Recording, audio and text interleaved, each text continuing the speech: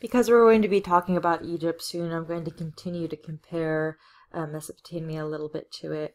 Life after death and continuity was less important in Mesopotamia than in Egypt.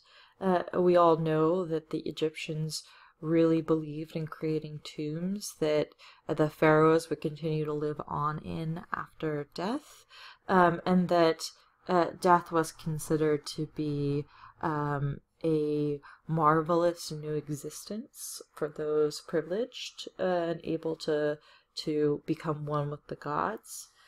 The Sumerians didn't seem to preserve every aspect of their culture and tomb furniture and decoration the way the Egyptians did. Over time, the major occupation changed from sheep herding to finance and business rather than farming. And so hieroglyphic tablets record financial transactions, not rituals and ceremonies the way we see it in Egypt. Because it was also more vulnerable to outside invasion than Egypt, there's a long sequence of military and political history and changing political and cultural control. Different materials and geography created a different set of self-images and artistic interests. Even here you can see that in this image. This is a seal from sometime around 2300 BCE, depicting the deities of Inanna, Utu, Enki, and Ismund. And so you can see here how the deities kind of have rounded edges and sort of fish leaping into the sky in sort of fantastical way, and one of these gods seems to have wings. And so unlike in Egyptian culture where everything is very regimented with straight lines, geometric patterns, the Sumerians already have a bit of flair to them.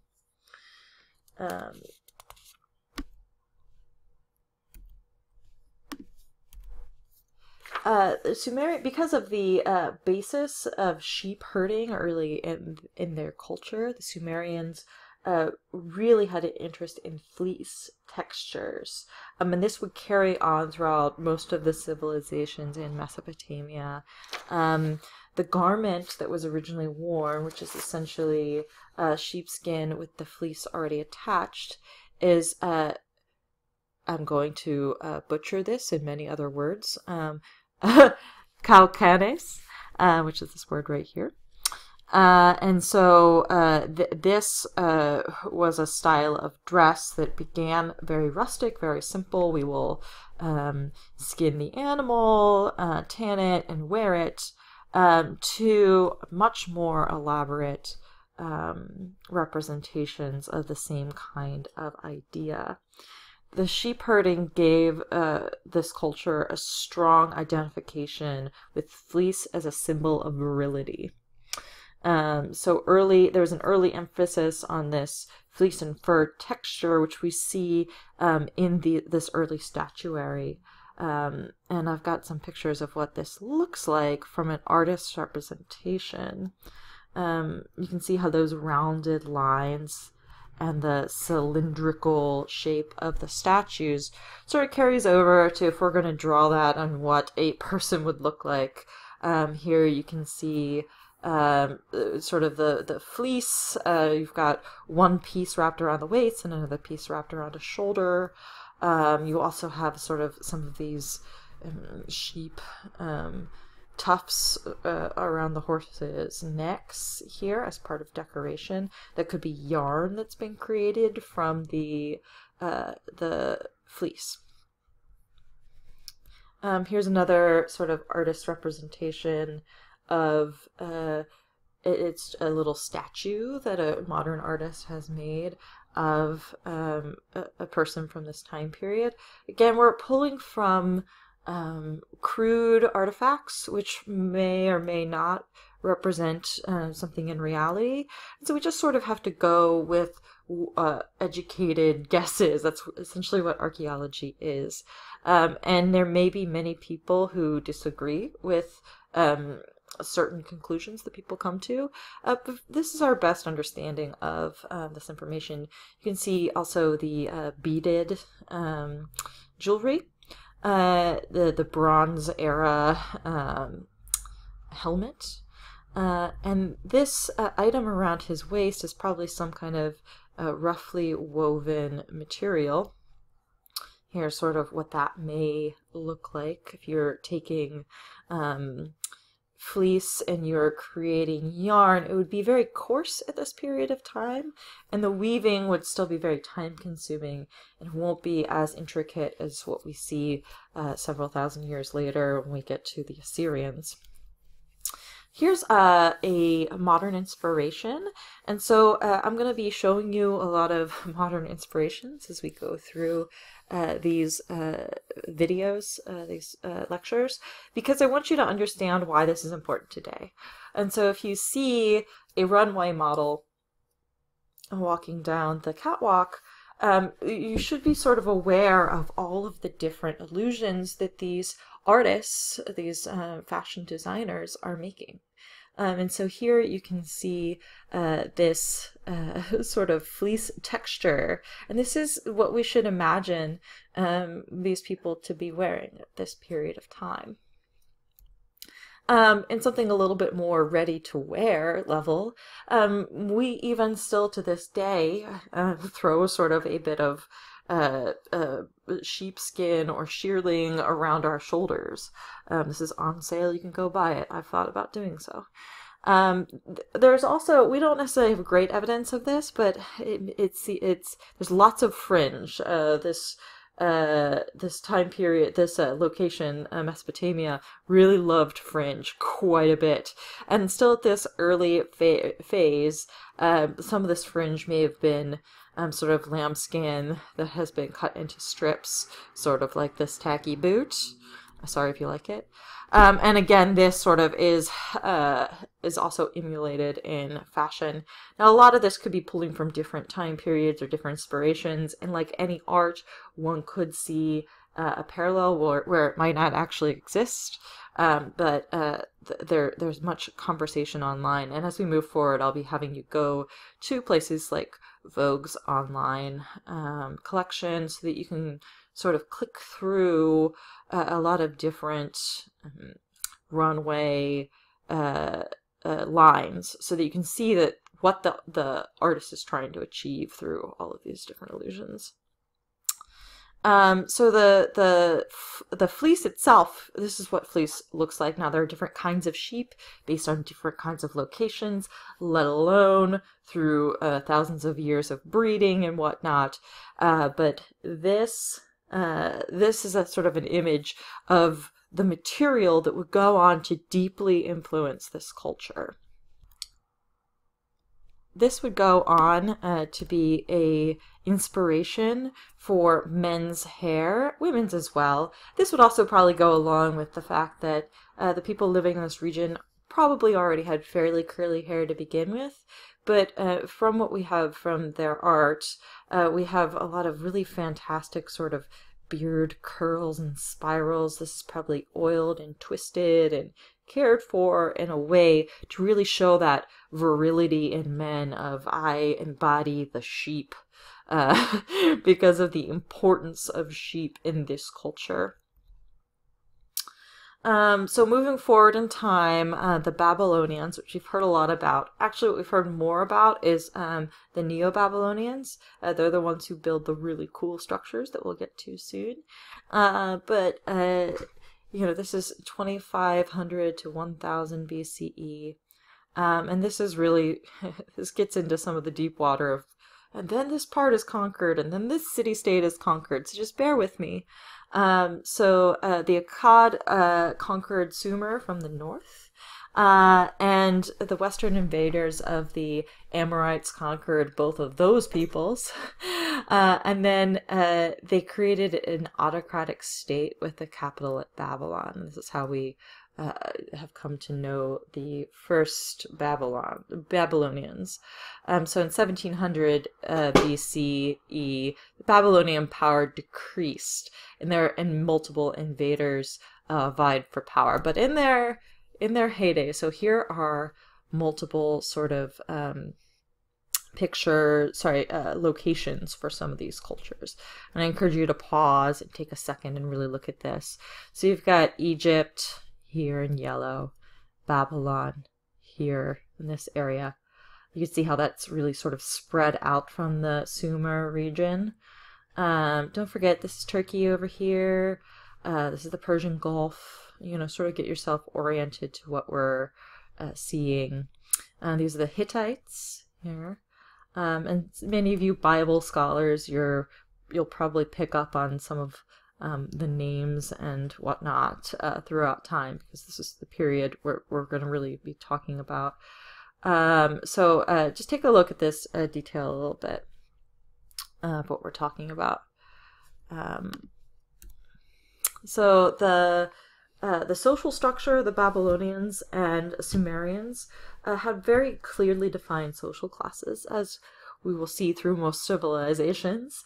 There's the nobility at the top, freemen, which included artisans, tradesmen, lesser public officials, and laborers, as well as an intermediate class of poor farmers, herders, etc., that were still free but not well regarded, and then slaves. There's a lot of slavery in this time period.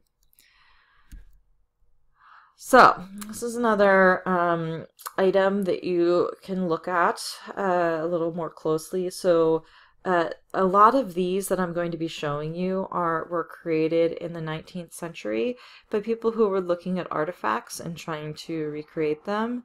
So you always have to take a little bit of a grain of salt. But they're really, really useful for us to gain some understanding and inspiration from the interpretations that they're making. So don't take them as the be-all, end-all. Know sort of where they come from. There's a couple of these artists that I'll be talking about a little bit more in detail later that created these drawings. But for now, let's just focus on Mesopotamia. So servants and soldiers wore sort of shorter skirts and whatnot. We've started to create wool. And so which we will talk about at the end of this part. We're going to talk about natural fibers.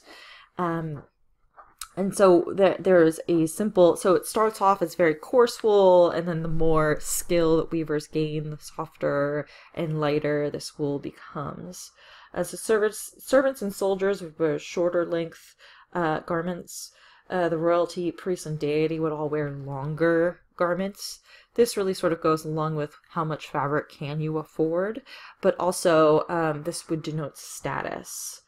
They would also have wide and padded belts, probably made of the same material I showed you earlier. Lots of cloaks that would be made of skins, leather, or felted cloth, especially for herders and people who would have to go up into the mountains. And there's lots of skirts, shawls, and tunics. So what's a tunic? This is actually not exactly perfect for the time period, but all a tunic really is a piece of cloth that's either had a head hole cut out or a garment that's been sort of sewn at the shoulder here and here and then down the sides. There's multiple ways you can make a tunic, just through cutting or through sewing in a minimal way, but they can also be fairly elaborate versions of themselves. There's an opening for the head and arms. At this point, with trade to Egypt, they're probably, and also in some of the climates in Mesopotamia, were able to grow linen. Linen feels nicer, closer to the body than wool does, as I'm sure you've experienced. And so there's probably some kind of under tunic, especially for those that could afford it, that would be made of linen. And then there would be other fabric layered on top of it to create different colorful or stylized versions of impressiveness based on your status. So here is a simple tunic, inspired similarly from the runway. You can also see the beading on this. Again, we're not exactly sure how they would have adorned their garments, but we're fairly certain based on the information that we have that they had beads and would probably have beaded their clothing as well. And so what you're seeing here, sort of interesting inspiration taken from that kind of thing. And again, this is a very simple tunic style. So the lowest classes, or pretty much everyone, would wear a loincloth of some kind, but the lowest classes may only wear a loincloth or have some kind of simple skirt over their loincloth. And this shows how that's tied.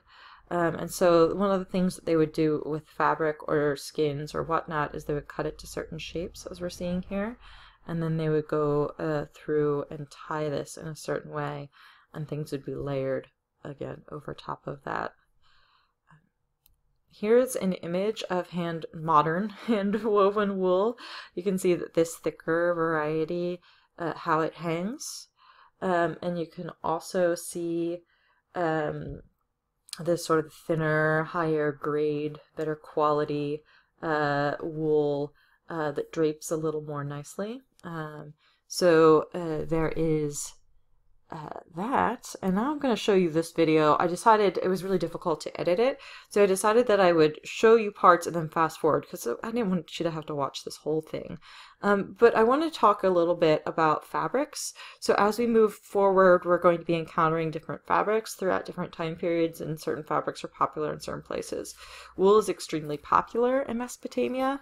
It's frowned upon in Egypt at this time as that barbarian fabric. And linen is the fabric of choice in Egypt. But here we have a delightful human who is going to tell us a little bit about how wool yarn is made by hand.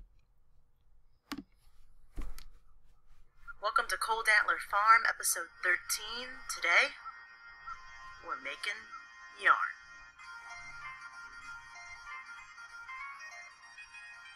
How about the internets? So what you need today to make yarn? Well, you're gonna need wool, so I suggest getting a hold of a sheep. Free barber service? Yeah.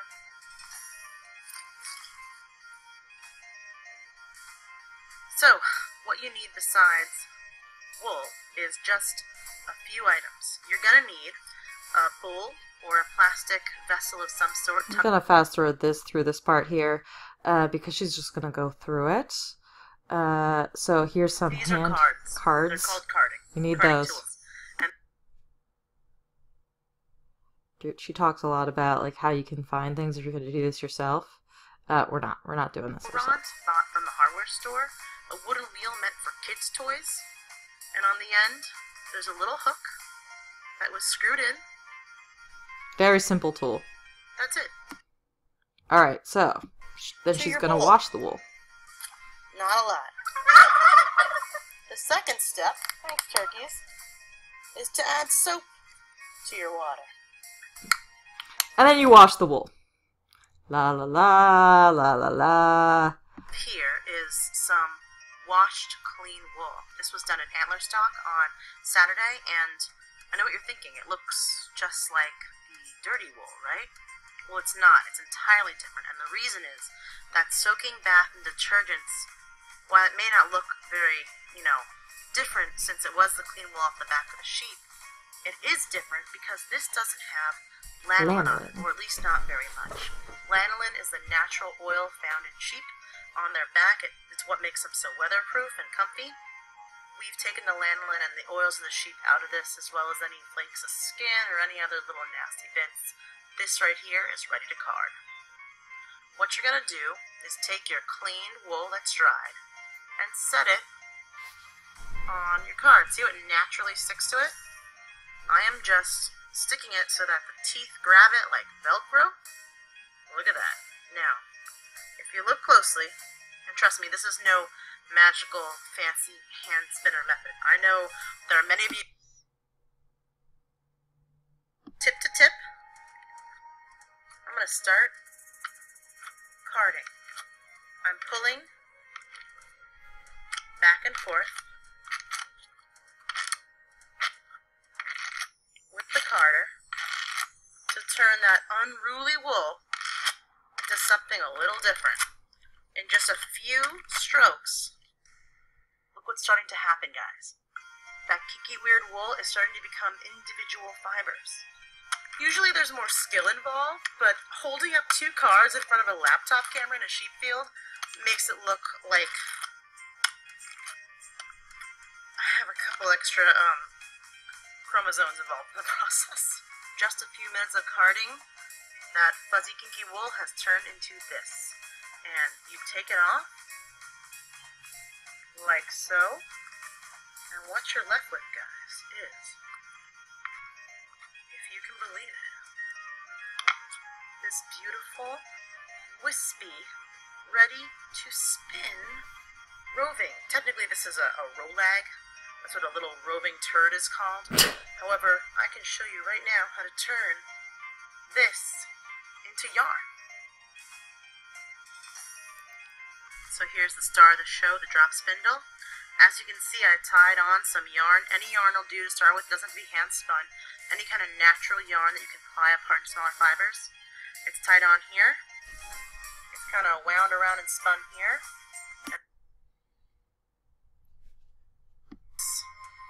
So you give this a good spin. This is a spinning wheel. End of yarn. Are you checking this out? End of yarn from the drop spindle. Loose fibers together as I spin. Now, what happens is, you see how they start to bind together? This isn't pretty. That's yarn. It just wants to twist. It naturally wants to twist. And so what you end up with is yarn. So thank you for watching. And so as you can see, over time, the method for creating thinner and more consistent yarn is discovered and perfected by humans. And so that's when you start to see wool that is as beautifully draping as the examples I showed you earlier.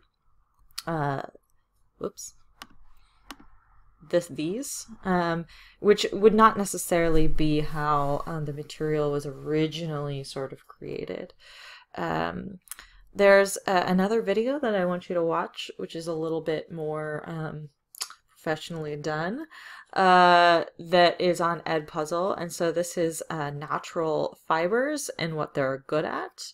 And so this is sort of fabric guide. It's going to cover a lot of other things other than wool, but this is really important for you to understand as we move forward what these different fabrics are sort of good for.